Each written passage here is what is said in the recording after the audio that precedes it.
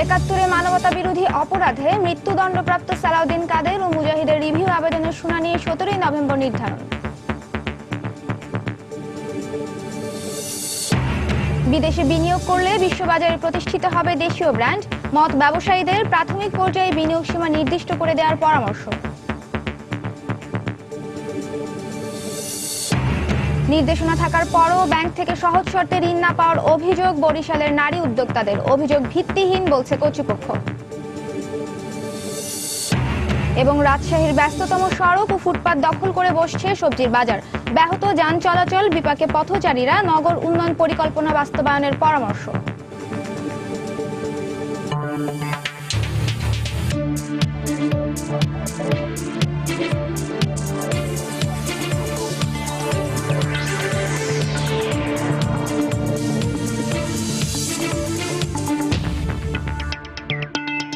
দেখছিলেন শিরোনাম। আমন্ত্রণ জানাচ্ছি দেশ ও দেশের বাইরের অর্থ বাণিজ্যের নানা খবর নিয়ে আমাদের নিয়মিত আয়োজন এ সময়ের বাণিজ্যে। আর আপনাদের সঙ্গে আছি আমি নাজিয়া সাগর।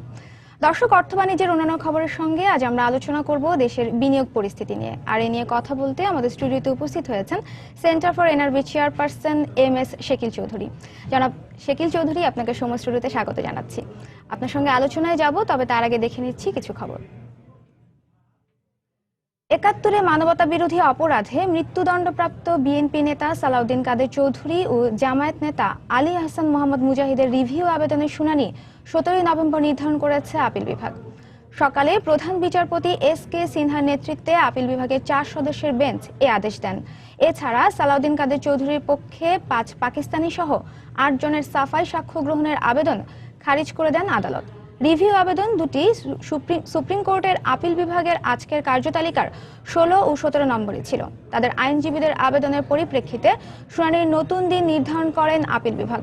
এর আগে 20 অক্টোবর শুনানির এই দিন ধার্য করলেও তা পিছিয়ে দেন আদালত। গত 14 অক্টোবর মৃত্যুদণ্ডের রায়ের বিরুদ্ধে খালাস চেয়ে সুপ্রিম কোর্টের আপিল বিভাগে রিভিউ আবেদন করেন এই দুই মানবতা বিরোধী অপরাধী। গত 30 সেপ্টেম্বর সাকা চৌধুরী ও মুজাহিদের আপিলের পূর্ণাঙ্গ রায় প্রকাশ করেন আপিল বিভাগ।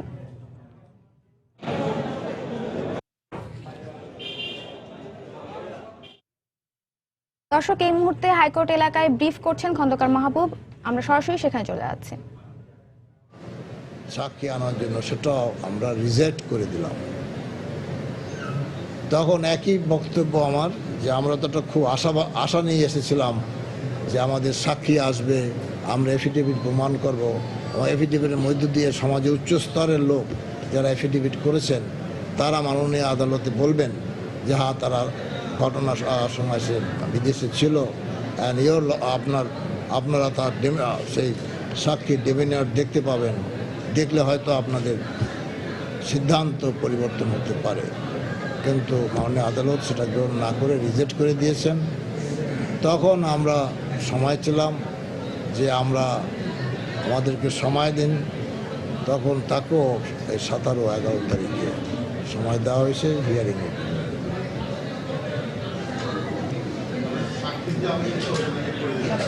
জি হ্যাঁ, সাক্ষীর আবেদনটা রিজেক্ট করে। সাক্ষী এবং সাক্ষী দুইটাই, সাক্ষীর আবেদন এবং আমরা যে ভিডিও ক্যাসেট দিতে চেয়েছিলাম, যে সাক্ষীকে যদি আনা সম্ভব নাও হয় তারা ভিডিওতে তারা স্টেটমেন্ট দিয়েছে সেটা দেখাবে।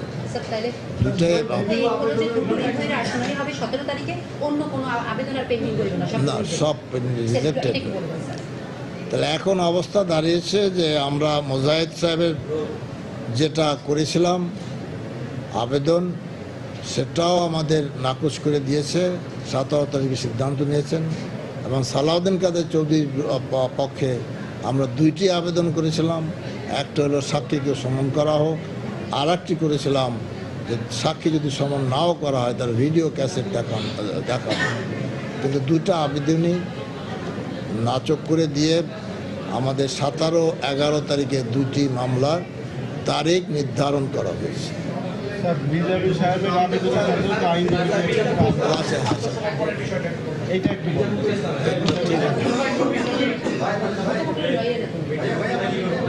এটা তো বোধ হয় বলতে হবে, এটা তো দর্শক, ৭১-এ মানবতা বিরোধী অপরাধে মৃত্যুদণ্ডপ্রাপ্ত বিএনপি নেতা সালাউদ্দিন কাদের চৌধুরী ও জামায়াত নেতা আলী আহসান মোহাম্মদ মুজাহিদের রিভিউ আবেদনের শুনানি ১৭ নভেম্বর নির্ধারণ করেছে আপিল বিভাগ। আর এ ব্যাপারে অ্যাডভোকেট খন্দকার মাহবুব হোসেন এতক্ষণ হাইকোর্টে ব্রিফ করছিলেন। দীর্ঘ ৬৮ বছরের পুরনো বৈদেশিক মুদ্রা বিনিময় নিয়ন্ত্রণ আইন সংশোধনের ফলে দেশের বাইরে বিনিয়োগের সুযোগ সৃষ্টি হয়েছে দেশীয় উদ্যোক্তাদের। এতে রেমিটেন্সের হার বাড়া সহ আন্তর্জাতিক বাজারে দেশীয় ব্র্যান্ড তৈরির সুযোগ হবে বলে মনে করছেন ব্যবসায়ীরা। এক্ষেত্রে সুনির্দিষ্ট নীতিমালার পাশাপাশি ব্যক্তি খাতে বৈদেশিক বিনিয়োগে সরকারের তদারকি জোরালো করা প্রয়োজন বলে মনে করছেন অর্থনীতিবিদরা। বিস্তারিত জানাচ্ছেন এজি মাহমুদ। গেল কয়েক বছর ধরেই দেশের অর্থনৈতিক চালিকা শক্তি হিসাবে কাজ করছে ব্যক্তি খাতের বিনিয়োগ। পরিসংখ্যান ব্যুরোর তথ্য অনুযায়ী ২০০৫-৬ অর্থ বছরে দেশে ব্যক্তি খাতের বিনিয়োগ প্রবৃদ্ধি ছিল ৯.৯৫%। অথচ গেল অর্থ বছরে তা নেমে এসেছে মাত্র ৩.৭৪%। আর এজন্য শিল্প খাতে গ্যাস সরবরাহ বন্ধ রাখা, বিদ্যুৎ সংকট, যোগাযোগ ও অবকাঠামোগত দুর্বলতাকেই দায়ী করছেন দেশীয় বিনিয়োগকারীরা। এমন পরিস্থিতিতে গেল সেপ্টেম্বরে ১৯৪৭ সালের বৈদেশিক মুদ্রা বিনিময় আইন সংশোধন করে বাংলাদেশি উদ্যোক্তাদের বিদেশে বিনিয়োগের সুযোগ করে দিয়েছে সরকার। বিদেশি বিনিয়োগ করার যে রুলটা, সেটা এখন শুধু বাংলাদেশ ব্যাংক একটি সার্কুলারের মাধ্যমে এটাকে ওপেন করবেন। এক্সপোর্টারদের রিটেনশন কোটা থেকে এক্সপোর্টারদেরকে শুধু বিদেশে বিনিয়োগের সুযোগ দিবে। আফ্রিকা, মধ্যপ্রাচ্য ও ইউরোপের বিভিন্ন দেশে তৈরি পোশাক, হিমায়িত খাদ্য, চামড়াজাত পণ্য, হালকা প্রকৌশল, ওষুধ ও সিরামিক শিল্পে বিনিয়োগের সুযোগ রয়েছে বলে মনে করছেন দেশীয় উদ্যোক্তারা। ইন্টারন্যাশনালি ব্র্যান্ডিং হিসেবে আমরা শুধু এক্সপোর্টার না, our entrepreneur can invest money in overseas. এদিকে প্রাথমিক পর্যায়ে দেশের বাইরে নির্দিষ্ট মেয়াদে বিনিয়োগ সীমা নির্ধারণ করে দেওয়া উচিত বলে মনে করছেন অর্থনীতিবিদরা। বিনিয়োগ করবার পরে তার বিনিয়োগযোগ্য অর্থ থেকে যে উৎপাদিত আয় বা লাভ, সেটি তিনি রিপ্যাট্রিয়েট কেমন করছেন অথবা ইনভেস্ট করছেন কিভাবে, সেটি যেমন জানার বিষয় রয়েছে। এই সমস্ত বিনিয়োগের ক্ষেত্রে ট্রান্সপারেন্সির বিষয়টা কার কাছে রিপোর্টিং হবে সেটি নিশ্চিত করা। দেশের বাইরে বিনিয়োগ শুরু হলে অর্থ পাচারের আশঙ্কা কমে আসবে বলেও মনে করছেন তারা। অনেক ধরনের রিস্ক ফ্যাক্টর থাকে। এজি মাহমুদ, সময় সংবাদ, ঢাকা। দর্শক, দেশের বিনিয়োগ পরিস্থিতি নিয়ে রিপোর্টটি আমরা দেখলাম। এবারে এ বিষয়ে বিস্তারিত জানবো centre for NRB chairperson SM Shakil চৌধুরীর কাছ থেকে। শাকিল চৌধুরী, আমরা রিপোর্টটি দেখলাম যে আমাদের দেশি বিনিয়োগকারীরা এখন বিদেশি বিনিয়োগের সুযোগ পেয়েছেন এবং তারা বিদেশে বিনিয়োগ করতে চাচ্ছেন। তো আসলে আমি জানতে চাচ্ছি যে দেশের বিনিয়োগ পরিস্থিতিটা আসলে এখন কেমন? আপনাকে অনেক ধন্যবাদ। দেশের বিনিয়োগ পরিস্থিতি আপনি রিপোর্টে যেমনটি শুনলেন, গ্যাস এবং বিদ্যুতের সমস্যা দেশীয় বিনিয়োগকারীদেরকে তাদের বিনিয়োগ বৃদ্ধি করা, নতুন বিনিয়োগে যাওয়া, উৎপাদন সময় বাড়ানো, এই সবগুলোর ব্যাপারেই প্রতিবন্ধক। যদিও বলা হচ্ছে প্রচুর গ্যাসের সুযোগ তৈরি করা হয়েছে বিনিয়োগের জন্য, শিল্প খাতগুলোতে দেয়া হচ্ছে, শত শত কোটি টাকার শিল্প অবকাঠামো তৈরি হয়েছে, কিন্তু সেখানে গ্যাসের সংযোগ না থাকায় সেগুলো অচল পড়ে আছে। এই যে ওয়েস্টেজ অফ মানি এবং ব্যাংকের উপর এগুলোর চাপ পড়বে, কারণ এগুলো this are funded by the banks, এবং চাপ পড়বে, কস্ট অফ ডুইং বেড়ে যাবে। এই অবস্থায় বিনিয়োগকারীরা আসলে খুবই বিপদে আছেন। নতুন বিনিয়োগে কেউই যেতে পারছেন না, যাওয়ার সুযোগটা নেই। সে কারণে বিনিয়োগ। কিন্তু আপনার কি মনে হচ্ছে যে আসলে এখন বিনিয়োগ পরিবেশটা আমাদের অনুকূলে নেই? কিন্তু আমরা কিন্তু দেখছি যে রাজনৈতিক পরিস্থিতি মোটামুটি ভালো ছিল গত কয়েক মাস। সেক্ষেত্রে তো আসলে বিনিয়োগ খরায় ভোগার আসলে কোনো কারণ নেই, কিন্তু ব্যাংকগুলো কিন্তু বলছে যে আসলে বিনিয়োগ হচ্ছে না। বিনিয়োগের জন্য হচ্ছে দুটো মূল কারণ কাজ করে। একটা হচ্ছে যে তার অবকাঠামোগত সুবিধা কিরকম আছে। অবকাঠামোগত সুবিধা যেটি আমি বললাম, রাস্তাঘাট, বিদ্যুৎ, গ্যাস, এই জাতীয় যে ইউটিলিটি সার্ভিসগুলো আছে, এগুলোর সাংঘাতিক অপ্রতুল, এটি একটি সমস্যা আছে। আর আপনি আরেকটি যে পরিবেশগত যেটি বললেন, রাজনৈতিক সামাজিক গ্রহণ করা, যেমন একটা বিনিয়োগ এখানে আসবে, ওই স্থানীয় লোকজন এটাকে ওয়েলকাম করবে কিনা, এই যে কর্মসংস্থান তৈরি হবে, এই জায়গায় স্থানীয় মাতবরদের কোনো সমস্যা হবে কিনা, এই জিনিসগুলো হয়। এই জায়গাগুলোতে আমরা মনে করি ছোটোখাটো যেসব সমস্যা হচ্ছে, এগুলো বাংলাদেশের এই যে ট্যালেন্ট রেজিলিয়েন্ট ইনভেস্টার্স গ্রুপ যে তৈরি হয়েছে, একটি শক্ত উদ্যোক্তা শ্রেণী তৈরি হয়েছে, অত্যন্ত দক্ষ, পরিশীলিত এবং উচ্চ জ্ঞান সম্পন্ন। এই উদ্যোক্তা শ্রেণী এই ছোটখাটো সমস্যা কিন্তু মোকাবেলা করতে পারে। এই যে আপনার খুন রাহাজানি, এই যে মারামারি কাটাকাটি, এর মাঝ দিয়ে কিন্তু চলবার মতো একটা সক্ষমতা কিন্তু আমাদের তৈরি হয়েছে, আমাদের ব্যবসায়ীদের, বিনিয়োগকারীদের। কিন্তু অবকাঠামোর যে অসুবিধা, এটি কিন্তু মনের জোর দিয়ে আগানো যায় না। এটির জন্য পরিবেশটার পক্ষে এই যে ম্যাটেরিয়াল সাপোর্ট যেটি আছে, এটি কিন্তু সরকার বা রাষ্ট্রকে দিতে হয়। এই জায়গাটায় আমাদের দুর্বলতা আছে। এই দুর্বলতার কারণে কিন্তু আমরা বিনিয়োগে যেতে পারছি না। ব্যাংকের যে ঋণের কথা বলা হয়েছে, ঋণের সুদ অনেকখানি কিন্তু কমে আছে, প্রায় সহনীয় পর্যায়ে চলে আসছে, বিশেষ করে বড় বিনিয়োগকারীদের জন্য। ছোটরা কিন্তু এখনো এই 13, 14, 15 নিচে পাচ্ছেন না, কিন্তু বড়রা কিন্তু 9-10 পেয়ে যাচ্ছেন। আমরা আশা করবো এটি বড়দের ক্ষেত্রে যেটি হয়েছে 9-10, ছোট ক্ষুদ্র বিনিয়োগকারী, মিডিয়াম এন্টারপ্রেনিয়ার্স যারা আছে, নিউ এন্টারপ্রেনিয়ার্স, পার্টিকুলারলি দি ওমেন এন্টারপ্রেনিয়ার্স। রিপোর্টের মধ্যে একটা নিউজে দেখছিলাম যে মহিলারা এখনো কিন্তু অ্যাক্সেস টু ফাইন্যান্স সেভাবে হয়নি। বাংলাদেশের 50% মানুষ হচ্ছে মহিলা, এর মধ্যে একটা উদ্যোক্তা শ্রেণী কিন্তু তৈরি হচ্ছে, ওমেন এন্টারপ্রেনিয়ার্স ডেভেলপ করছে। এখন যদি একটি সহায়ক পরিবেশ দেয়া যায়, ব্যাংকগুলো যদি একটি পজিটিভ অ্যাপ্রোচে, ওখানে রিস্ক ফ্যাক্টর আছে আমরা এগ্রি করি, তারপরেও একটা ন্যাশনাল ফিলিং নিয়ে যদি কাজ করা যায়, এই মহিলাদের উদ্যোক্তা শ্রেণীটাকে যদি সামনে আরেকটু তুলে নিয়ে আসা যায়, আমার মনে হয় যে বাংলাদেশের অর্থনৈতিক অবস্থা নিশ্চয়ই ভালোর দিকে যাবে। এটা ঠিক বলেছেন যে এখনকার তরুণদের মধ্যে আসলে উদ্যোক্তা হওয়ার প্রবণতা অনেক বেশি দেখা যাচ্ছে, কিন্তু যেখানে গত 1-1.5 বছরে আসলে আমরা পুরনো বিনিয়োগকারীদের আসলে নতুন করে কোনো বিনিয়োগের ক্ষেত্র দেখছি না, সেখানে আসলে নতুনদের আসলে কাজ করাটা তো অনেক বেশি সমস্যা।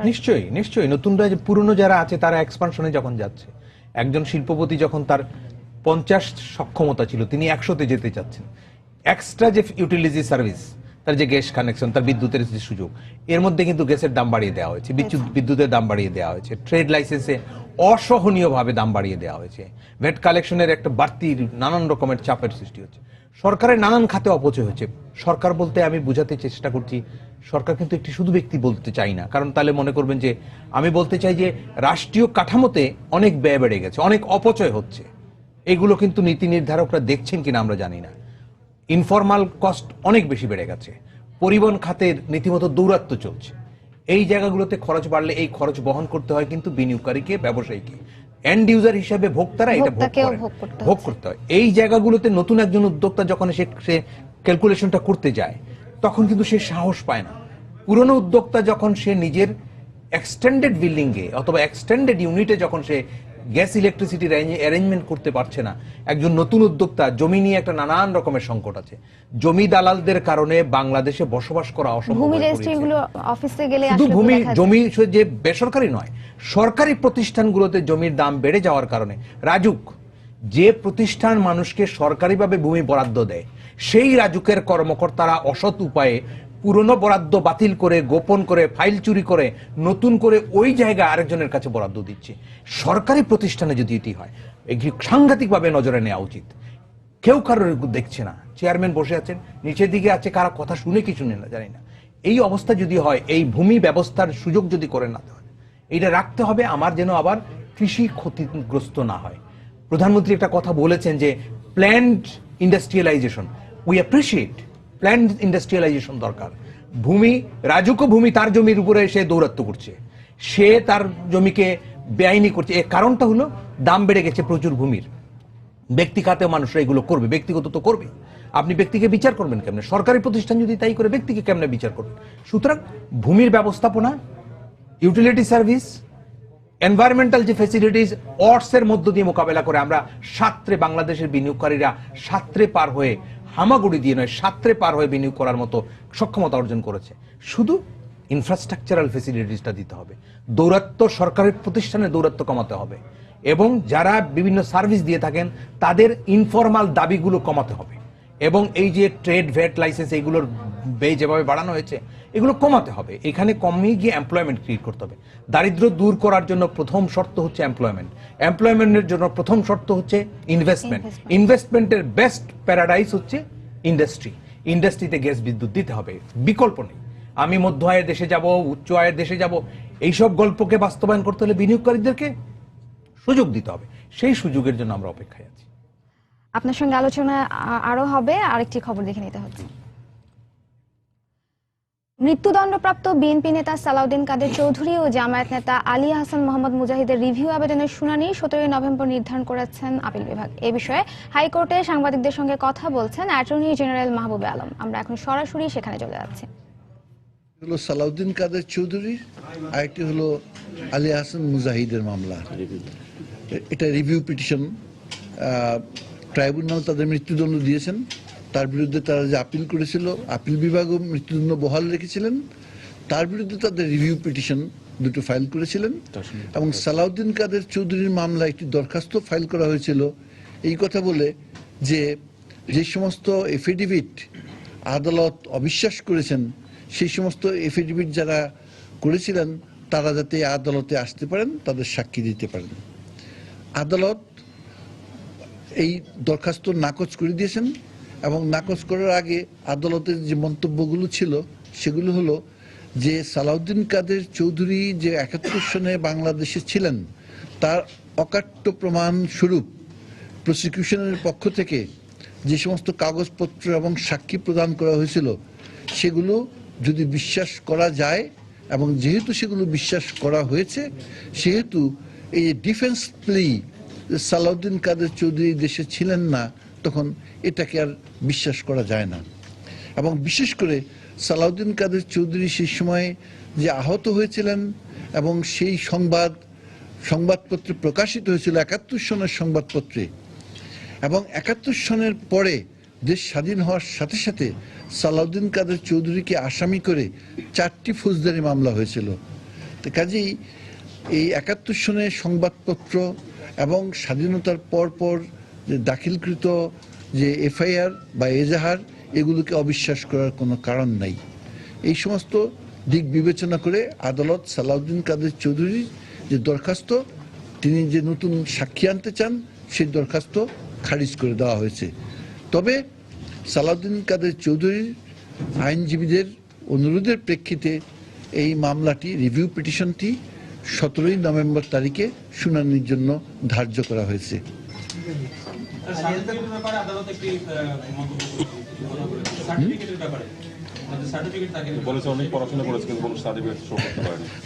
যাক, সেগুলো আদালত না, সালাউদ্দিন কাদের চৌধুরী যদি পাঞ্জাব ইউনিভার্সিটিতে পড়ে থাকতেন, পরীক্ষা দিয়ে থাকতেন, অ্যাডমিটেড হয়ে থাকতেন, তাহলে যে কোনো বিশ্ববিদ্যালয়েরই সার্টিফিকেট দেওয়ার এখতিয়ার থাকে। মামলায় উনি প্রডিউস করেছিলেন একজন প্রফেসরের একটা সার্টিফিকেট, এবং পরবর্তীতে উনি বিলেতে গিয়ে লিঙ্কন সিনে ভর্তি হয়েছিলেন এই দাবিও করা হয়েছে। তো লিঙ্কন সিনে ভর্তি হলে সেই সংক্রান্ত কাগজও তো আদালতে দাখিল করার কথা, কিন্তু আমার বক্তব্য তা না। আমার বক্তব্য হলো প্রসিকিউশন পক্ষে মানে রাষ্ট্রপক্ষে যেই কাগজগুলো দাখিল করা হয়েছে 1971 সনের একটি সংবাদপত্রের রিপোর্ট এবং দেশ স্বাধীন হওয়ার সাথে সাথে 4টি ফৌজদারি মামলার এফআইআর, সালাউদ্দিন কাদের চৌধুরী যদি এই দেশে না থাকতেন 71 সনে এই ধরনের রিপোর্ট হতো না কাগজে, এবং এই 72 সনে এরকম তার বিরুদ্ধে মামলা দায়ের হতো না।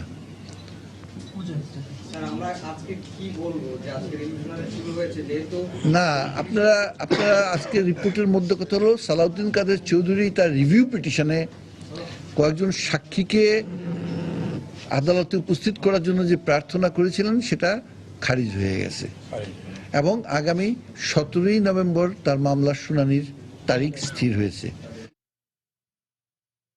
দর্শক, মৃত্যুদণ্ডপ্রাপ্ত বিএনপি নেতা সালাউদ্দিন কাদের চৌধুরী ও জামায়াত নেতা আলী হাসান মোহাম্মদ মুজাহিদের রিভিউ আবেদনের শুনানি 17 নভেম্বর নির্ধারণ করেছেন আপিল বিভাগ। আর সে বিষয়ে হাইকোর্টে সাংবাদিকদের সঙ্গে কথা বলছিলেন অ্যাটর্নি জেনারেল মাহবুবে আলম। দর্শক, আবারও ফিরছি centre for NRB chairperson MS শেকিল চৌধুরীর কাছে। আমরা কথা বলছিলাম দেশের বিনিয়োগ পরিস্থিতি নিয়ে। জনাব শেকিল চৌধুরী, আমরা বিনিয়োগ পরিস্থিতি নিয়ে কথা বলছিলাম, দেশের বিনিয়োগ বাধা নিয়ে কথা বলছিলাম। তো এ সম্পর্কিত আরেকটি তথ্য আপনি হয়তো জানেন যে সম্প্রতি বিশ্বব্যাংক তাদের ডুইং বিজনেস সূচকে আসলে আমাদের অবনমন হয়েছে। সেটাও কিন্তু আসলে আমাদের এই ব্যবসায়িক পরিবেশের কথা মাথায় রেখেই নেতিবাচক একটি ব্যাপার। তো আসলে কি আপনি এই সাথে কতটা একমত? আমরা দেখেছি এইসব রিপোর্ট আসলে হয় কি, আন্তর্জাতিক বিনিয়োগকারীরা একটু পিছনের দিকে তাকায়, তারা আগ্রহ কম দেখায়, ভালো ব্র্যান্ডিং থেকে আমরা বের হয়ে আসি।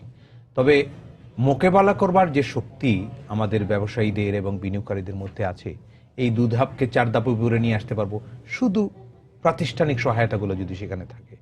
এই যে আগামী 3 মাস পরে, আজকে তো আমরা নিশ্চিত করে বলতে পারি ব্যবসায়ীদেরকে যদি সেই সুযোগগুলো দেয়া হয়, মিনিংফুলি যারা বিজনেস করছেন, মিনিংফুল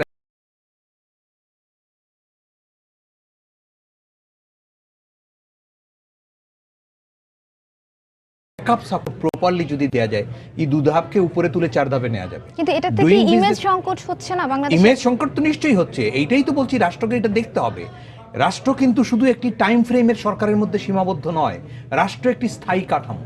এই রাষ্ট্র হচ্ছে একটি জাতিকে ধারণ করে আছে। এই ধারণকৃত মানুষ সম্প্রদায়ের সুবিধা অসুবিধাগুলো কিন্তু এই ব্র্যান্ডিং এর উপরে অনেক সময় যায়। আমাকে সেই ব্র্যান্ডিং রক্ষা করতে হলে আমাকে ভাবতে হবে পিছন থেকে রাষ্ট্রযন্ত্র কাঠামো চালাবার যে মানুষগুলো বা যে ব্যবস্থাপনা আছে সেটি যেন স্বচ্ছ দৃষ্টিভঙ্গি, ইতিবাচক দৃষ্টিভঙ্গি, প্রোগ্রেসিভ দৃষ্টিভঙ্গিতে থাকে, তাহলে তারা সহায়তা করবে। তারা যদি মনে করে একজন ব্যবসায়ী একজন বিনিয়োগকারী আমি হেল্প করব, 100টা পথ আছে। একজন প্রতিষ্ঠানের কর্মকর্তা যদি যিনি চিন্তা করে যে এই বিনিয়োগকারীকে আমি ভোগাবো, তার কাছে 200টি পথ আছে, আইনের মধ্যে এগুলো দেয়া আছে। সুতরাং দৃষ্টিভঙ্গিটা কি ইতিবাচক? দৃষ্টিভঙ্গিটা কি দেশের প্রয়োজনে যে লোক কাজ করতে তাকে সহায়তা করব, নাকি দৃষ্টিভঙ্গিটা আমার সুবিধা আদায় করবার জন্য বা তাকে ভোগাবার জন্য আমি কিছু করব? এই জায়গাগুলো যদি আমরা নিশ্চিত করতে পারি, দুধাপ কোনো বিষয় নয়, যুদ্ধের জন্য এটি মোটেই বিষয় নয়। আমাদের আরো বহু রকমের ঝড়ঝাপটা গেছে, এই যে বিদেশি খুন হয়েছে, কই আমরা তো মোটামুটি দাঁড়িয়ে যাচ্ছি। যারা এই পরিবেশগুলো নষ্ট করছেন, বিনিয়োগের জন্য নষ্ট করছেন, তাদের রাজনৈতিক দৃষ্টিভঙ্গি যা থাকে এটা তাদের নিজস্ব ব্যাপার। কিন্তু গোটা দেশকে যখন আপনি পিছনে ব্যাকফুটে দেওয়ার চেষ্টা করছেন, এটি একটি মানুষ হিসেবে, একজন জাতি হিসেবে আমাদের সবাইকে পীড়া দেয়। আমরা এই জায়গাগুলো থেকে সরে আসবার জন্য সবাইকে অনুরোধ করব, please do your politics, do your philosophy, whatever you like, কিন্তু আমাদের সবাইকে জিম্মি করে ফেললে আমরা এগোতে পারবো না, আপনিও পারবেন না। আপনি আজকে যে এই কাজগুলো করছেন, তিনি বাজারে গেলে জিনিসের দাম বেড়ে গেলে আপনি সাফারার হবেন, চালের দাম বাড়বে, ডালের দাম বাড়বে, উৎপাদন কম হবে, আমার এক্সপোর্ট কমে যাবে, আলটিমেটলি আপনিও সাফারার হবেন। আসলে সবকিছুই সম্পর্কিত। সুতরাং চিন্তা করতে হবে environment, investment, business, export, import, এগুলোকে কোনোভাবেই ইন্টারাপ্ট করা যাবে না। এই আপনি যত যাই রাজনীতি করেন না কেন, করতে থাকেন, আপনার ইচ্ছে মতো দিনরাত 24 ঘন্টা করেন, কিন্তু আমাদের এই জায়গাগুলোকে ছেড়ে দেন, এই প্যাসেজটাকে খোলা রাখেন, ইনভেস্টমেন্টের প্যাসেজটা খোলা রাখেন, ব্যবসায়ীদেরকে তার কাজ করবার সুযোগটা খোলা রাখেন, আর বাকি যা আপনি আছেন আপনি করতে থাকেন না, আমাদের কোনো অসুবিধা নেই। আমরা শুরুতে একটি প্রসঙ্গ নিয়ে কথা বলছিলাম, শুরু করেছিলাম যে দেশি উদ্যোক্তারা, দেশি ব্যবসায়ীরা এখন বিদেশি বিনিয়োগের সুযোগ পাচ্ছেন, আসলে কতখানি ইতিবাচক দেশের জন্য? এটির দুরকম বক্তব্য আছে, আমি খুব সাংঘাতিকভাবে এটির পক্ষে। আবার এটির ঝুঁকি যেটি আছে সেটিও আমি একটু বলতে চাই, আমি একটু সময় দেবেন। সেটা হলো যে এই যে বিদেশে বিনিয়োগ করবার সুযোগ আমাদেরকে দেয়া হয়েছে, it means we have competence, আমাদের সক্ষমতা আছে। আমরা শ্রীলঙ্কাতে যে চাল রপ্তানি করেছি, আমরা তো চাল ইম্পোর্টও করি, রপ্তানি করেছি, to show the international community that we have the capacity two export rice. আমাদের মূল খাদ্য, এটাও আমরা এক্সপোর্ট করতে পারি। অর্থাৎ আপনাকে ব্র্যান্ডিং করতে হবে। আজকে বিনিয়োগ যদি বাংলাদেশের মানুষজন দেশের বাইরে গিয়ে করতে পারে, ভারতে, মিয়ানমারে, চায়নায়, এগুলোতে যদি আমরা যেতে পারি, সাউথ আফ্রিকা, মধ্যপ্রাচ্যের দেশ, দুবাই, প্রচুর ইনভেস্টমেন্টের সুযোগ দেওয়া হয়েছে ওখানে, আমরা টাকা নিতে পারি না, চুরিচামারি করে লুটের টাকা নিয়ে যাচ্ছে লোকজন, বৈধভাবে একজন ব্যবসায়ী টাকা নিয়ে যেতে পারছে না। আমরা যদি সেইগুলোকে মিনিংফুল বিজনেস রিপ্রোডিউস করবে, যেটি আমার ইনভেস্টমেন্ট, সেই জায়গাগুলোকে নিশ্চিত করে ক্যাপিং করে, বাংলাদেশ ব্যাংকের কড়া নজরদারি এখানে প্রয়োজন হবে। চেহারা দেখে দেখে নজরদারি করলে হবে না, কড়া নজরদারি করে যদি সুযোগ দেওয়া হয়, কোথায় যাবেন, কি বিনিয়োগ করবেন, কি ইনভেস্টমেন্ট হবে, এটা রিটার্ন কি হবে, একটা projection 5 years 3 years whatever you feel, ওটা দিয়ে যদি করা যায়, আমি ওয়েলকাম জানাবো। 26-27 বিলিয়ন রেমিটেন্স এসছে, 15 বিলিয়ন প্রতি বছর আমরা পাই আমাদের এনআরবিদের কাছ থেকে, আই স্যালুট দ্যাট। এই যে 15-27 বিলিয়নের মধ্যে 15 বিলিয়ন হচ্ছে শ্রম ঘাম দিয়ে বেচা পরিশ্রমের টাকা, এই টাকা প্রতি বছর আসবে আমরা যদি সুযোগটা অবারিত রাখতে পারি। মধ্যপ্রাচ্যের দেশগুলোতে যে অসুবিধা মোকাবেলা করছে প্রবাসীরা, এগুলো যদি একটু মোকাবেলা করা যায়, ইউএইতে, দুবাইতে কোনো রকমের মানে শান্তি নাই ব্যবসায়ীদেরকে, বিনিয়োগকারীদেরকে, যারা পরিবার নিয়ে আছেন, এদেরকে যদি রাষ্ট্রীয়ভাবে কিছু দেন দরবার করে ওই সরকারের সাথে কিছু সহায়তা দিতে পারে, কূটনৈতিকভাবে আসলে কূটনৈতিক উদ্যোগটা সেখানেই আমি বলছি, লাগাতার কূটনৈতিক উদ্যোগ, ব্যক্তি খাতকে ইনভলভ করতে হবে। আমি গত সপ্তাহে ছিলাম, আমাদের প্রধান বিচারপতি সেখানে একটা আইন বিষয়ক সেমিনারে আমাদের সাথে ছিলেন। আমি বেশ ব্যক্তিগতভাবে ওখানকার লোকজন, আমাদের মিশনের লোককে বলেছি, কার পায়ে ধরতে হবে বলেন, ধরবো গিয়ে, কারণ 20 লক্ষ লোক কাজ করে, আমি এই 20 লক্ষ লোকের অ্যাপয়েন্টমেন্ট বাংলাদেশে দিতে পারবো না। কার পায়ে ধরতে হবে, পাটা দেখিয়ে দেন। এখানে আমার বড় বাহাদুরি করবার কিছু নাই, আমাকে শ্রম বিক্রি করতে হবে, শ্রম বিক্রি করে আমার উপার্জন আনতে হবে। ওদেরকেও ভাবতে দিতে শিখতে হবে যে এই শ্রমের কারণেই আমার ডেভেলপমেন্ট হচ্ছে, আকাশচুম্বী বিল্ডিং হচ্ছে বাংলাদেশের মানুষের শ্রমে এবং ঘামে। এই জায়গাগুলো তাদেরকে রিয়েলাইজ করতে দিতে হবে। এই ট্রান্সলেশনটা আমরা করতে পারছি না, আমাদের এগুলো করতে হবে। এবং আপনি যে ফরেন রেমিটেন্সের কথা বলছেন, south Africa is the very productive area. আমরা ওখানে কন্ট্রাক্ট ফার্মিং এ যেতে পারি, ওইখানে প্রচুর ল্যান্ড তারা দিবে। মিয়ানমারে ইন্টারন্যাশনাল ইনভেস্টমেন্ট হচ্ছে, আমরা মিয়ানমারে যেতে পারি। তাহলে এই বর্ডার টেনশন গুলো রিলিজ হয়। মিয়ানমারের সাথে আমাদের একটা বর্ডার টেনশন আছে, ইনভেস্টমেন্ট এনভায়রনমেন্টটা যদি ওইদিকে যায়, আমরা যদি ওখানে গিয়ে তাদের সাথে ধরম মরম করতে পারি, ব্যবসা বাণিজ্য করতে পারি, তাহলে এই বর্ডার টেনশনটা রিলিজ হবে। সাউথ আফ্রিকাতে প্রচুর সম্ভাবনা। দুবাইকে বেস করে ফ্রি জোনগুলোতে যদি আমরা কিছু ইন্ডাস্ট্রি ডেভেলপ করে এক্সপোর্ট করবার মাথায় নিয়ে যেতে পারি, বাংলাদেশের প্রচুর সম্ভাবনা আছে, প্রচুর আমাদের আছে, ফরেন রেমিটেন্স রিজার্ভ আছে, এখন আরও বাড়বে। আমি আশা করি সামনের বছরগুলোতে খুব কাছাকাছি সময়ে 20 বিলিয়ন রেমিটেন্স আমরা পাবো শুধু এনভায়রনমেন্টটা দিতে। ওই দিন একটা আলোচনায় আমি বলেছি, মোবাইল ফেসিলিটিস যে রেমিটেন্স রিসিভ করবার যে সুযোগ, এইটি যদি মোবাইল যারা অপারেট করছেন বা যারা এই মোবাইল ব্যাংকিং করছেন তারা যদি সেটি করেন, রেমিটেন্স 1 বছরে 5 বিলিয়ন বাড়বে। অবৈধভাবে অনেকে টাকা পাঠাতে চায় না, চোরটা যারা তারা সবসময় চুরি করবে। বাংলাদেশ থেকে করছে না, ক্যাপিটাল ফ্লাইট হচ্ছে না, জনশ্রুতি আছে ইউএইতে দুবাই হচ্ছে একটা স্বর্গরাজ্য পরিণত হয়েছে। মানুষজন ওখানে গেলে আমাদেরকে বলে, এত টাকা আপনারা কিভাবে পাঠান? আমরা কোত্থেকে কে পাঠায়? কিছু কিছু সাধু লোক সাধু চেহারায় ওখানেও ঘুরে বেড়ায়, এখানেও ঘুরে বেড়ায়, এরা এই জিনিসগুলো করে। এগুলোকে সতর্ক করতে হবে, বের করতে হবে। বৈধভাবে বিনিয়োগের টাকা যাবে, অবৈধভাবে চুরির টাকা, বাটপাড়ির টাকা যাবে, এগুলো দিতে কড়া নজরদারিতে নিতে হবে। তাহলে আমাদের বিনিয়োগ ভালো হবে, আমাদের এনভায়রনমেন্ট ভালো হবে, আমাদের ব্র্যান্ডিং ভালো হবে। ব্র্যান্ডিং হচ্ছে একটা ইমেজ। একটা দেশকে মূল্যায়ন করা হয় তার আশপাশের পরিবেশগুলো দিয়ে।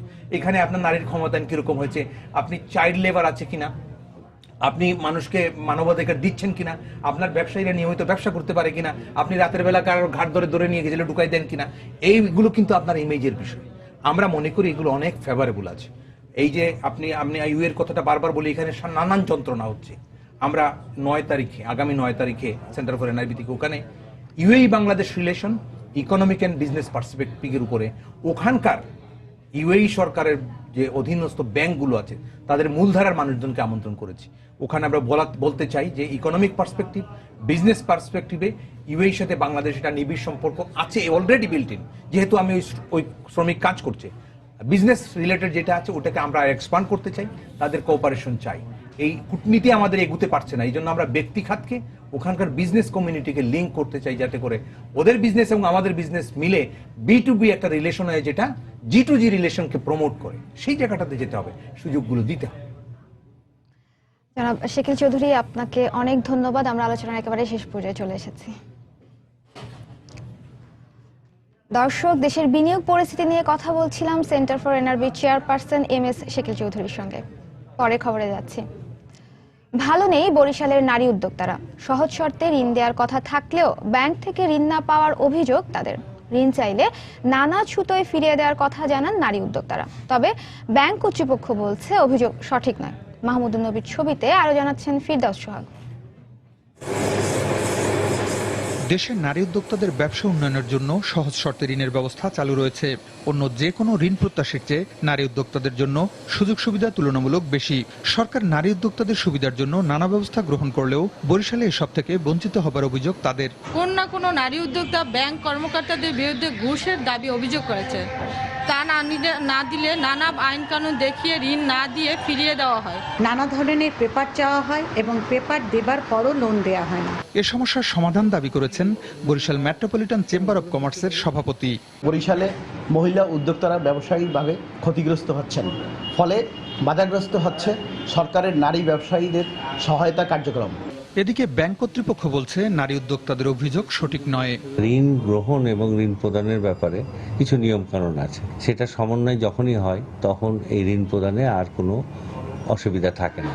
যদি কোনো নারী উদ্যোক্তা ঋণ না পেয়ে থাকেন, তাহলে বাংলাদেশ ব্যাংকের গ্রাহক স্বার্থ সংরক্ষণ কেন্দ্র আছে, SMEর একটি মনিটরিং সেল আছে, সেখানে তারা অভিযোগ করলে আমরা তদন্ত করে প্রয়োজনীয় ব্যবস্থা নিব।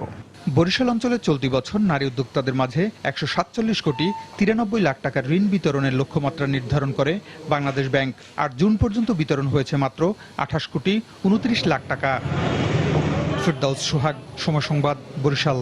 সবজির বাজার নির্দিষ্ট জায়গার অভাবে ফুটপাতের উপর বাজার বসায় ক্রেতারা যেমন বিপদে পড়ছেন, তেমনি চলাচলের সমস্যায় পড়তে হচ্ছে পথচারীদের। সিটি কর্পোরেশন প্রতি বছর লাখ লাখ টাকা ইজারা ও টোল আদায় করলেও ব্যবসায়ীদের সুযোগ সুবিধার পরিবর্তন হয়নি। এজন্য নগর উন্নয়নের পরিকল্পনার পূর্ণাঙ্গ বাস্তবায়নের পরামর্শ পরিকল্পনাবিদদের। হাবিবুর রহমান পাপ্পুর পাঠানো ছবিতে রাকিবুল হাসানের রিপোর্ট। প্রতিদিন সকালে বেশ কিছু ব্যস্ত রাস্তার উপর বসছে সবজির বাজার, পাশাপাশি কোথাও কোথাও দেখা গেছে মাছের বাজারও। শহরের অলিতে গলিতে অনুমোদনহীন বাজার বসায় সাধারণ মানুষের দুর্ভোগ বেড়েছে। পাবলিকের বাড়ির সামনে বসে বসে বাজার বসাচ্ছে, বাড়ির মেয়ে মানুষরা, লোকদের বের হওয়া অসুবিধা। প্রচুর সমস্যা আপনার চলাফেরা, আপনার রিক্সার উপর আপনার কখনো আপনার গাড়িতে আপনার মারিয়ে দিতে আর আসে। সিটি কর্পোরেশন এসব বাজার থেকে প্রতি বছর লাখ লাখ টাকা ইজারা পেলেও দৃশ্যমান কোনো উন্নয়ন হয়নি বলে জানালেন ব্যবসায়ীরা। কোনো রাস্তার সংস্কার নাই, কোনো কিছু নাই, বাজারের সংস্কার নাই। 40 বছর যাবত পলিথিন টাঙিয়ে কোনো রকম ভাবে থাকতে হবে, যদি এখানে ঘর করতে যায় ঘর ভেঙে দিবে। পরিকল্পনাবিদরা বলছেন রাজশাহী উন্নয়ন কর্তৃপক্ষ সিটি কর্পোরেশন এলাকার একটি পূর্ণাঙ্গ পরিকল্পনা দিয়েছে। দেখা যাচ্ছে যে সিটি কর্পোরেশন শুধু প্ল্যানটা নিয়ে রেখে দেয়, বাট এটাকে ইমপ্লিমেন্ট করে না ওই অনুযায়ী, যার কারণে দেখা যাচ্ছে যে শুধু রোড নেটওয়ার্কের ক্ষেত্রে ইমপ্রুভমেন্ট হচ্ছে, বাট আদার ফ্যাসিলিটিসগুলো ওভাবে ইমপ্রুভমেন্ট হচ্ছে না। অবশ্য পরিকল্পনা অনুযায়ী দ্রুত এই সমস্যা সমাধান করার আশ্বাস দিলেন দায়িত্বপ্রাপ্ত মেয়র। পর্যায়ক্রমে আমরা কিন্তু সবগুলোর একটা ম্যাপের মধ্যে নিয়ে আসছি, যেন এই গাছগুলো আমরা ডেভেলপ করতে পারি দ্রুত। 2015 সালের হিসাব অনুযায়ী অনুমোদিত 14টি বাজার থেকে সিটি কর্পোরেশন ইজারা পেয়েছে প্রায় 3 কোটি টাকা। রাকিবুল হাসান, সময় সংবাদ, রাজশাহী। এক সপ্তাহের মধ্যে নতুন বেতন কাঠামোর সমস্যা সমাধানের নির্দেশনা আইন মন্ত্রণালয়ে পাঠাবে বেতন বৈষম্য দূরীকরণ কমিটি। রোববার কমিটির প্রথম বৈঠক শেষে একথা বলেন অর্থমন্ত্রী আবুল মাল আব্দুল মুহিত। প্রাথমিক বিদ্যালয়ের শিক্ষকদের বেতন বৈষম্য বিবেচনায় আনা হচ্ছে বলেও জানান মন্ত্রী। কারো সুযোগ কমানো যাবে না, যার যা ছিল সেটা প্রোটেক্ট করে যদি আরো কিছু ভালো করা যায় সেটা করার আমাদের উদ্দেশ্য। এই সপ্তাহে we shall be able to send our নির্দেশনা to law ministry. এটা আবার মাননীয় প্রধানমন্ত্রী বা মন্ত্রিসভার অনুমোদন লাগবে। টাইম স্কেলে আনবো না, সে জায়গায় 10 বছর কেউ যদি তার অ্যাক্টিং গ্রেডে থাকে, he will jump in the 11th year to the next grade. ADP বাস্তবায়নে অপচয় বন্ধ করতে পারলে বরাদ্দের 10% অর্থ সাশ্রয় করা সম্ভব হবে বলে মন্তব্য করেছেন পরিকল্পনা মন্ত্রী আ.হ.ম মুস্তফা কামাল, যা জাতীয় অর্থনীতিতে যুক্ত হলে জিডিপি প্রবৃদ্ধি 0.5% আরও বেশি হবে বলেও মনে করেন তিনি।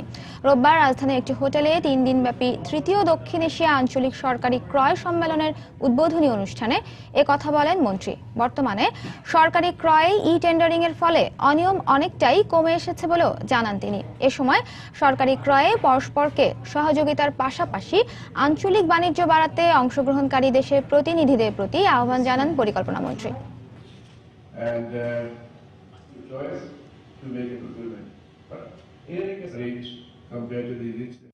রাইট সোর্স থেকে কিনতে পারি, এটা রাইট প্রাইস, তাহলে আমাদেরও বিশ্বাস যে আমরা at least 10% money will be in a position to save. আর 10% মানি যদি আমরা সেভ করতে পারি তাহলে অটোমেটিক্যালি এটা আমাদের জিডিপিতে যে প্রবৃদ্ধি আমরা যেটা বলি সেই প্রবৃদ্ধিতে অটোমেটিক্যালি এই এক খাত থেকেই আমাদের আরও শতকরা আধা ভাগ আমাদের অর্জন আরও বেড়ে যাবে।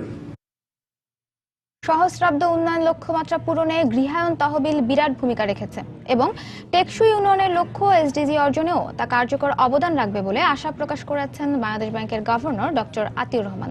রোববার রাজধানীর মিরপুরে বাংলাদেশ ব্যাংক ট্রেনিং একাডেমিতে সুবিধাবঞ্চিত জনগোষ্ঠীর আবাসন সমস্যা দূরীকরণ বিষয়ে আয়োজিত এক কর্মশালায় এই আশা প্রকাশ করেন তিনি। তবে তথ্য প্রযুক্তির উন্নয়নে দেশ অনেক এগিয়ে গেলেও গৃহায়ন তহবিলের নিজস্ব ওয়েবসাইট না থাকায় হতাশা প্রকাশ করেন গভর্নর। দেশের বিভিন্ন জেলার গৃহহীন মানুষের কাছে আবাসন সুবিধা প্রদানে নিয়োজিত 1/2 শতাধিক বেসরকারি উন্নয়ন সংস্থার প্রতিনিধিরা কর্মশালায় অংশগ্রহণ করেন। এই তহবিলটির অবদান মিলেনিয়াম ডেভেলপমেন্ট গোলস পূরণে একটা বড় ধরনের অবদান কিন্তু রেখেছে এবং টেকসই লক্ষ্যমাত্রার লক্ষ্য অর্জনেও এই তহবিল বিরাট ভূমিকা পালন করবে। এবং এটা খুবই অবাক করার বিষয় যে এখন পর্যন্ত এই তহবিলের একটি ওয়েবসাইট নাই। আমাদের আইটি ডিপার্টমেন্ট এবং অন্যরা সকলেই এই কাজটিতে যেন হাত দেন তাড়াতাড়ি, কাল থেকেই এটাই আমি তাদের কাছে প্রত্যাশা করছি। এবারে দেশের বাইরের অর্থ বাণিজ্যের খবর। চীন সরকারের এক সন্তানের নীতি থেকে সরে আসাকে ইতিবাচক হিসেবেই দেখছেন বিশ্লেষকরা। এর ফলে চীনাদের খরচ করার মানসিকতা তৈরি হবে বলেই মনে করছেন তারা, যা চীনা অর্থনীতিকে গতিশীল করতে ভূমিকা রাখবে। তবে সরকারের এমন সিদ্ধান্ত নারী কর্মীদের ক্যারিয়ারে নেতিবাচক প্রভাব ফেলবে বলেই মনে করছেন বিশ্লেষকরা। জনসংখ্যা নিয়ন্ত্রণের জন্য ৩০ বছর আগে একটি সন্তানের বেশি নয় এমন নীতি চালু করেছিল চীন সরকার। কিন্তু এর ফলে বয়স্ক মানুষের সংখ্যা বাড়ায় কমতে থাকে কর্মক্ষম জনগণের সংখ্যা। শুধু তাই নয়, এতে করে খরচ করার প্রবণতাও কমে যায় চীনাদের মধ্যে। ধীরে ধীরে এর প্রভাব পড়তে থাকে দেশটির সামগ্রিক অর্থনীতিতে। এমন অবস্থায় অর্থনীতির গতি ফেরাতে নীতি পরিবর্তন করেছে চীন। সরকারের এই সিদ্ধান্তকে দেশের অর্থনীতির জন্য ইতিবাচক হিসেবে দেখছেন বিশ্লেষকরা। দুটি সন্তান নেয়ার স্বাধীনতা সংক্রান্ত নতুন নীতি দেশের অর্থনীতিতে ইতিবাচক ভূমিকা রাখবে, কারণ নতুন শিশুর জন্ম হওয়া মানেই তার জন্য পণ্যের চাহিদা এবং কেনাকাটা বাড়বে। তাছাড়া চীনের শ্রম বাজারেরও পরিবর্তন হবে, দক্ষ ও তরুণ জনবল বাড়বে। তবে এই সিদ্ধান্তে মিশ্র প্রতিক্রিয়া দেখা গেছে চীনাদের মধ্যে। দুই সন্তান লালন পালন অনেক বেশি ব্যয়বহুল হবে বলেই মনে করছে চীনা পরিবারগুলো। এদিকে গবেষণা প্রতিষ্ঠানগুলো বলছে এই সিদ্ধান্তে ক্ষতিগ্রস্ত হবে নারী কর্মীদের ভবিষ্যৎ। নারী কর্মীদের একটু সতর্ক থাকা উচিত, কারণ একটি সন্তানের লালন পালনই কষ্টসাধ্য। তার মধ্যে আরেকটা সন্তান হলে তাদের আয়, পদোন্নতি, ক্যারিয়ারে নেতিবাচক প্রভাব ফেলতে পারে, যা দেশের অর্থনীতির জন্য মোটেও ইতিবাচক নয়। এদিকে দেশের অর্থনীতিতে গতি ফেরাতে নানা পদক্ষেপ নিয়ে বারবারই ব্যর্থ হচ্ছে চীন সরকার। তবে এবারের উদ্যোগ চীনের অর্থনীতিতে গতি ফেরাতে সফল হবে বলেই প্রত্যাশা তাদের। ঈশিতা ব্রহ্ম, সময় সংবাদ। অক্টোবরে আবারও কমেছে চীনের ক্রয় উৎপাদনশীল খাতের কার্যক্রম। গেল মাসে দেশটির পিএমআই ছিল ৪৯.৮%। এ নিয়ে টানা ৩ মাসের মতো কমল দেশটির পিএমআই। আর বর্তমানে দেশটির আর্থিক কার্যক্রম বাড়ছে ৬.৯% হারে, যা মন্দা শুরুর পর থেকে সর্বনিম্ন। রপ্তানি নির্ভর দেশ হওয়ায় মূলত বিশ্ববাজারে চীনা পণ্যের চাহিদা কমায় এবং অভ্যন্তরীণ বাজারে বিক্রি কমায় চীনা অর্থনীতিতে গতি ফিরছে না বলে মনে করছেন বিশ্লেষকরা।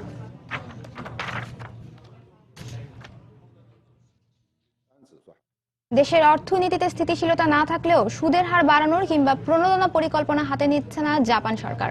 সম্প্রতি বিষয়টি নিশ্চিত করে জাপানের কেন্দ্রীয় ব্যাংকের প্রধান হারুহিকো কুরোদা জানিয়েছেন, 2% মূল্যস্ফীতি অর্জনে এখন সম্পত্তি কেনার পরিমাণ বাড়াতে হবে, কারণ জ্বালানির বাজার অস্থির। তাছাড়া রপ্তানির অবস্থাও ইতিবাচক না। এছাড়া মূল্যস্ফীতি 2% অর্জন 2016 সালের প্রথম প্রান্তিকে নয়, দ্বিতীয় প্রান্তিকে সম্ভব হবে বলেও জানান তিনি। পাশাপাশি কেন্দ্রীয় ব্যাংকে নগদ অর্থ বাড়ানোর ব্যাপারেও ব্যাংক কর্মকর্তাদের তাগিদ দেন তিনি।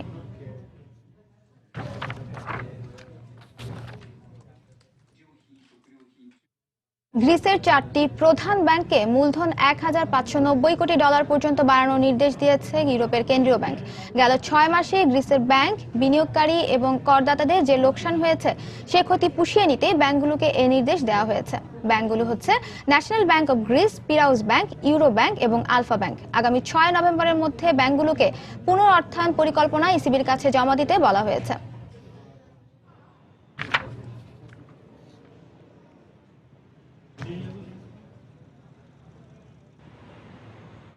দর্শক, এবারে জানিয়ে দেব ঢাকা স্টক এক্সচেঞ্জের লেনদেন পরিস্থিতি। চলে যাচ্ছি ডিএসসির ওয়েবসাইটে dscbd.org তে। দর্শক, সপ্তাহের দ্বিতীয় কার্যদিবস আজ। সূচকের চাঙ্গা ভাবের মধ্য দিয়ে লেনদেন শুরু হলেও আমরা দেখতে পাচ্ছি এই মুহূর্তে সূচকের নেতিবাচক প্রবণতা। এই মুহূর্তে ডিএসসিএক্স সাধারণ সূচক 2 পয়েন্ট কমে রয়েছে 4,512 পয়েন্ট। ডিএসসি এর ছড়িয়া ভিত্তিক প্রতিষ্ঠানগুলোর শেয়ারের সূচক 1081 পয়েন্ট এবং নেতিবাচক প্রবণতা দেখতে পাচ্ছি ডিএস30তেও রয়েছে 1708 পয়েন্ট। গত 1 ঘন্টারও বেশি সময়ে ডিএসসিতে লেনদেন হয়েছে মাত্র 79 কোটি টাকার শেয়ার এবং লেনদেনে অংশ নেওয়া প্রতিষ্ঠানগুলোর মধ্যে দাম বেড়েছে 117টির, কমেছে 99টির এবং অপরিবর্তিত রয়েছে 52টি প্রতিষ্ঠানের শেয়ারের দর।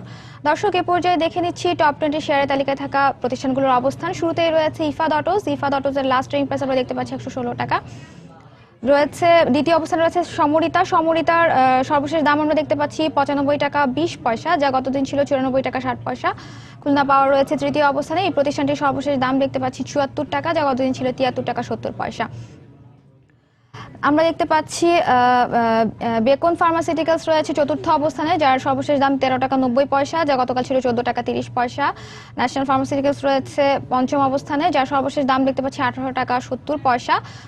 কেডিএস অ্যাক্সেসরিজ রয়েছে ষষ্ঠ অবস্থানে, যার সর্বশেষ দাম 65 টাকা 40 পয়সা, যা গতদিন ছিল 65 টাকা। মিথিন নিটওয়্যার রয়েছে টপ 20 শেয়ার তালিকার সপ্তম অবস্থানে। এই প্রতিষ্ঠানটির সর্বশেষ দাম 85 টাকা 70 পয়সা, যা গতকাল ছিল 84 টাকা 60 পয়সা। মিরাকেল ইন্ডাস্ট্রি রয়েছে অষ্টম অবস্থানে। এই প্রতিষ্ঠানের সর্বশেষ দাম আমরা দেখতে পাচ্ছি 27 টাকা 70 পয়সা, যা গতদিন ছিল 27 টাকা 40 পয়সা। সিভিও পেট্রোলিয়াম রয়েছে নবম অবস্থানে, যার সর্বশেষ দাম 422 টাকা। শাহজি বাজার পাওয়ার রয়েছে টপ 20 শেয়ার তালিকার দশম অবস্থানে, যার সর্বশেষ দাম 146 টাকা 40 পয়সা, যা গতদিন ছিল 143 টাকা 90 পয়সা। United Power Generation and Distribution রয়েছে 11তম অবস্থানে, যার সর্বশেষ দাম 139 টাকা। সিএনএ টেক্সটাইল রয়েছে 12তম অবস্থানে। সিএনএ টেক্সটাইলের সর্বশেষ দাম আমরা দেখতে পাচ্ছি 13 টাকা 20 পয়সা। আইডিএলসি টপ 20 শেয়ার তালিকার 13তম প্রতিষ্ঠান, যার সর্বশেষ দাম 58 টাকা 90 পয়সা, যা গতকাল ছিল 58 টাকা 40 পয়সা। আলহাজ টেক্সটাইল 14তম অবস্থানে রয়েছে, যা সর্বশেষ দাম আমরা দেখতে পাচ্ছি 114 টাকা। এবং 15তম অবস্থানে রয়েছে আরকে সিরামিক্স, যার সর্বশেষ দাম 66 টাকা, যা গতকাল ছিল 65 টাকা 70 পয়সা। দর্শক, এই ছিল আমার কাছে থাকা ডিএসসির সর্বশেষ খবর। আবারও জানিয়ে দিচ্ছি এই সময়ের বাণিজ্যের শিরোনামগুলো। মানবতা বিরোধী অপরাধে মৃত্যুদণ্ডপ্রাপ্ত সালাউদ্দিন কাদের ও মুজাহিদের রিভিউ আবেদনের শুনানি 17 নভেম্বর। সাকার পক্ষে 8 জনের সাফাই সাক্ষ্য গ্রহণের আবেদন খারিজ। বিদেশে বিনিয়োগ করলে বিশ্ববাজারে প্রতিষ্ঠিত হবে দেশীয় ব্র্যান্ড। মত ব্যবসায়ীদের প্রাথমিক পর্যায়ে বিনিয়োগ সীমা নির্দিষ্ট করে দেওয়ার পরামর্শ।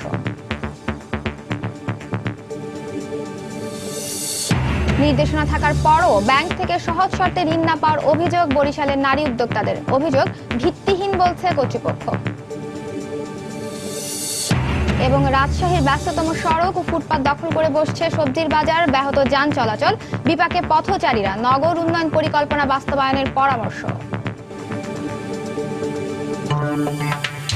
এই ছিল এই সময়ের বাণিজ্যে। যে কোনো খবর পেতে ভিজিট করুন সময় নিউজ.tv। সঙ্গে থাকুন সময়ের।